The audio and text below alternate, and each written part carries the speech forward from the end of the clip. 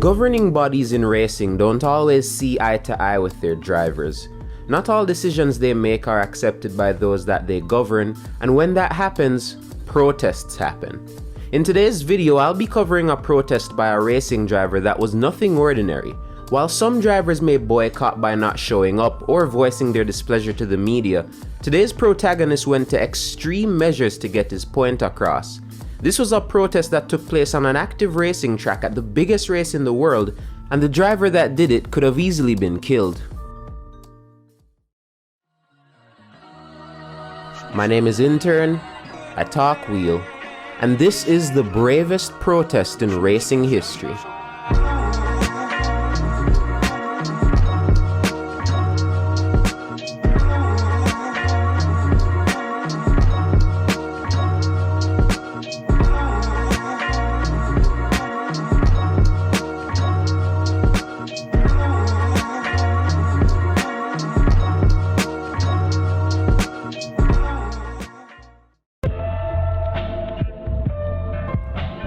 As said in the intro, the protest took place on one of the biggest stages in racing, the 24 Hours of Le Mans.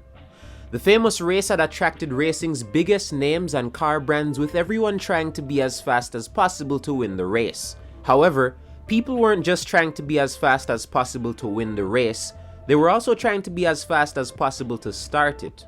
Back in the day, drivers didn't start the race on a pace lap or from a standing start with lights.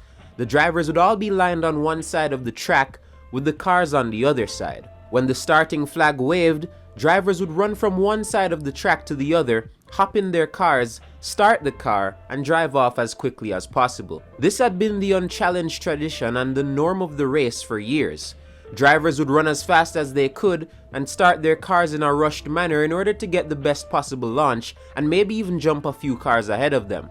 With all this rushing, it became more and more evident the threat of safety. Not only were drivers in danger of running each other over, they were also putting themselves in danger by skipping important precautionary measures such as fastening their seatbelts in an attempt to gain a spot or two.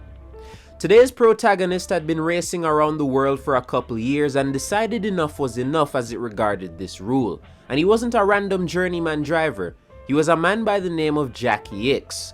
By 1969, Jackie Ickx was a European Formula 2 champion and had been competing in both Formula 1 and the World Sports Car Championship. Ickx had just come off a 4th place finish in the Formula 1 standings for Ferrari.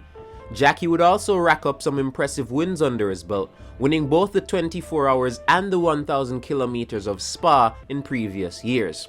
1969 would be Jackie's first ever 24 Hours of Le Mans as he piloted the number 64 GT with his teammate Jackie Oliver.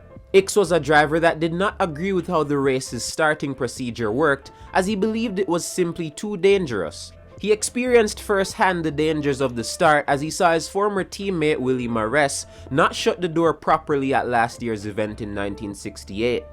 As he tried to close it midway through the lap, he crashed into nearby trees, breaking a few bones and putting himself in a 2-week-long coma.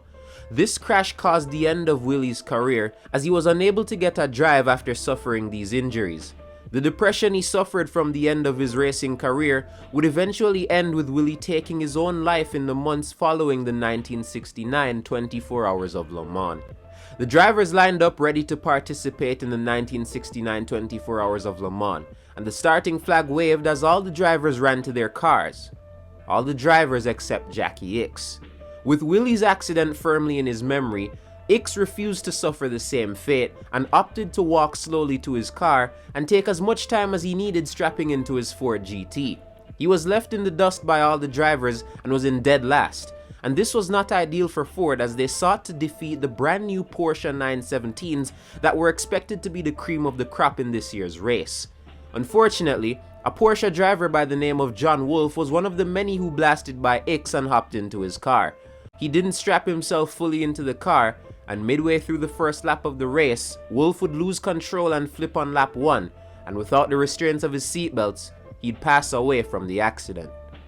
In the most morbid of circumstances possible, Ickx's protest was justified as a driver had lost his life due to the lack of safety encouraged by the race's start procedure. Despite dropping to last due to the fact that he took his time, Ickx still went on to win the race. It would be the first of his eventual 6 Le Mans victories in his career. Ickx's protest would eventually be effective, as Le Mans would scrap the starting procedure. In 1970, the cars would be lined up the same way they were in years prior, but the drivers would already be in their cars and properly strapped in. In 1971, Le Mans would use a rolling start for the race, a procedure they still use to this day. There's no way of knowing if Wolff's death would have led the organizers to change the start or not, but one thing's for sure, it was definitely emphasized by the way Ickx started the same race.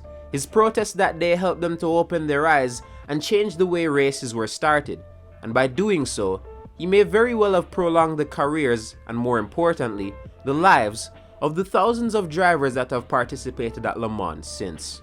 My name is Intern, at Talkwheel, and thanks for watching.